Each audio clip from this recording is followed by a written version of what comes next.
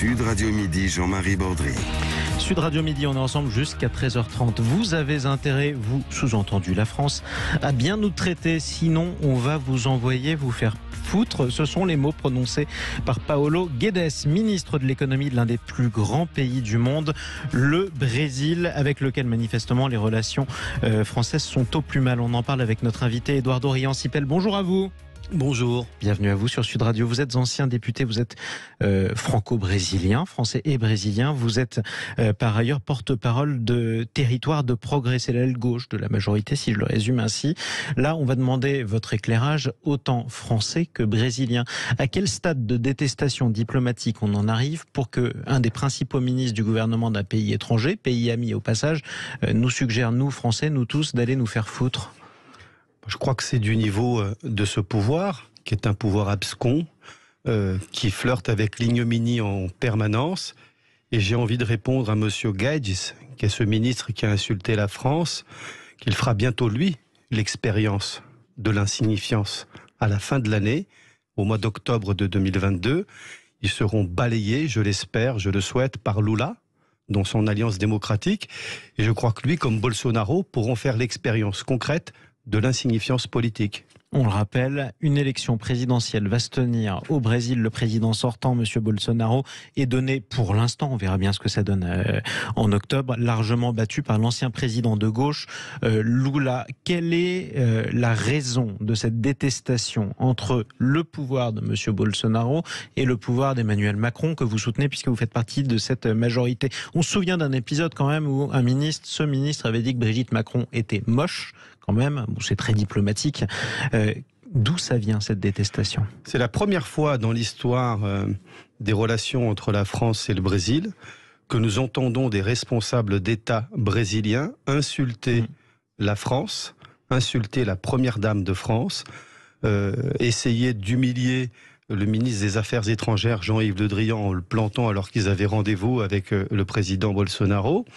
Et donc je crois que c'est tout simplement le pouvoir de l'insulte. C'est un pouvoir qui est arrivé aux responsabilités au Brésil par l'élection, dans une situation de détresse et d'explosion sociale. Mais c'est un pouvoir national populiste. Qui a été élu démocratiquement. Qui a été élu évidemment démocratiquement, et je le dis encore, qui sera balayé par le peuple brésilien en octobre prochain, encore plus démocratiquement. Sauf qu'en attendant, il est là. Ce pouvoir a été élu. Il avait été assez largement d'ailleurs élu, il faut bien le dire, à l'époque. Il représente quelque chose. Il dit quelque chose de ce qu'est au moins une partie du Brésil aujourd'hui et qu'il faut entendre. On va aller plus loin dans les propos de Paulo Guedes. Pardonnez mon accent brésilien inexistant, c'est pourquoi je francise la prononciation. Il dit de toute façon que la France sans l'Union européenne est insignifiante. Il parle dans le contexte d'une négociation qui pour l'instant est au point mort, d'un accord de libre-échange entre l'Europe d'un côté et le Mercosur, c'est-à-dire, je résume, l'Amérique du Sud de l'autre. Et pour l'instant, le Brésil, manifestement, son gouvernement accuse la France de bloquer. Sur quoi on bloque ? D'abord, je crois que ces insultes, ce langage inapproprié pour le moins, qui n'a pas vocation à exister dans des relations diplomatiques, est tout simplement le signe de la perte des nerfs du pouvoir de Bolsonaro et de ses ministres. Ils perdent les nerfs parce qu'ils perdent. Ils sont en train de perdre l'élection, ils sont en train de le sentir. Et donc ça fait partie des diversions tactiques pour essayer de se créer des ennemis extérieurs, alors qu'en réalité, ils ont de très grandes difficultés intérieures pour essayer de se maintenir au pouvoir. Donc tout ça, c'est le signe de leur perte des nerfs. Et en même temps, c'est le signe du lexique politique de ce pouvoir ignoble qui flirte avec le pire qu'on peut connaître en politique. Je rappelle que M. Bolsonaro est un nostalgique assumé de la dictature militaire et y compris de la torture sous la dictature militaire. Cet homme, bien qu'il soit arrivé au pouvoir par les urnes démocratiquement, est une catastrophe pour le Brésil.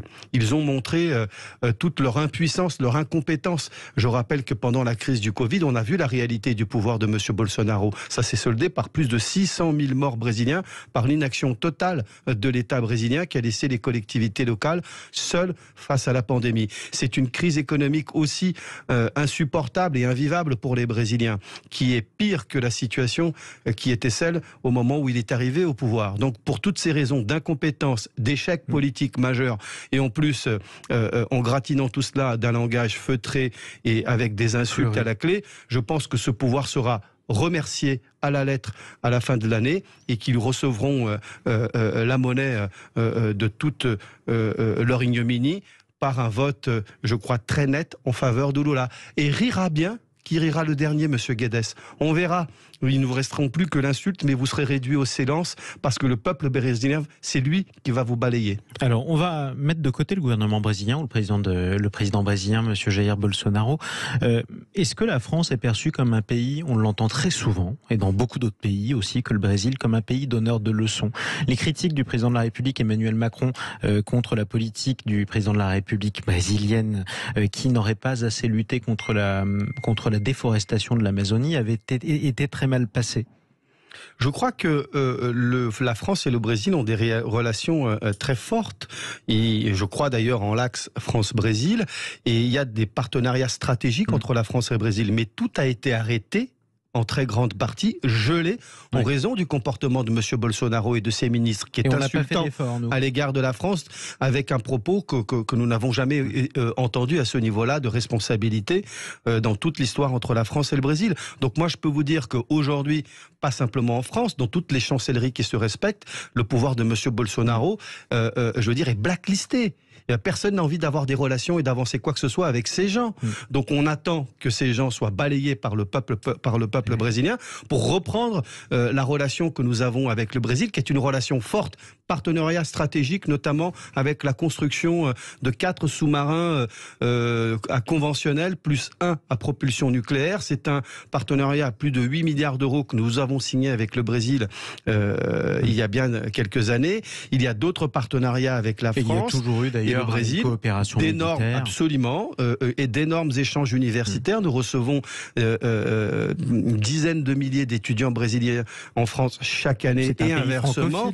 C'est un pays qui est non seulement francophile, mais qui s'est fondé sur les valeurs de la République et de la Révolution française. Il n'y a pas plus ami, plus proche que le Brésil et la France de ce point de vue, sur les valeurs, etc.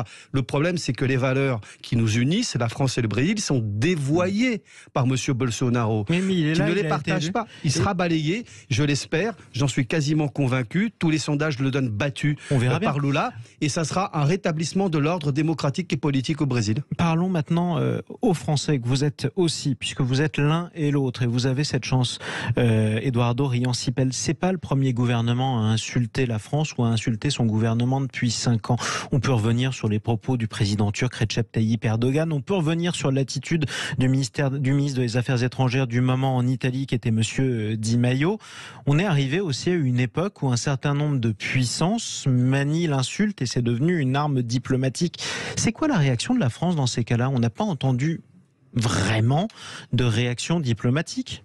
La France est suffisamment solide pour se laisser insulter, se perdre dans les commentaires des insultes. Elle sait réagir avec beaucoup plus de force et de finesse, et je peux vous dire que ça vous fait mal. Parce que la France aujourd'hui, quand elle gèle un certain nombre de coopérations avec le Brésil parce que le pouvoir est inadéquat et a un comportement inapproprié, je peux vous dire que ça ne fait pas du bien au Brésil. Nous avons le temps, nous allons patienter quelques mois et nous allons reprendre toutes les relations que nous devons reprendre avec le Brésil quand Lula sera au pouvoir, nous l'espérons. Et j'ai envie de dire par ailleurs que les relations, elles existent, elles ont et comme les désaccords. C'est pas parce que nous avons des désaccords que nous n'avons pas de relations.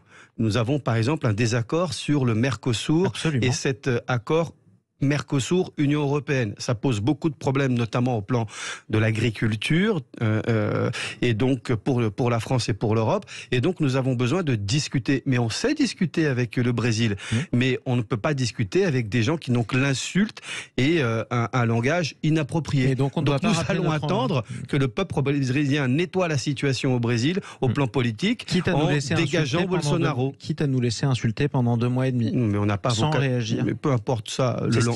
Le langage déséquilibré, c'est une chose. On n'est pas obligé de se sentir affecté par le langage d'un déséquilibré.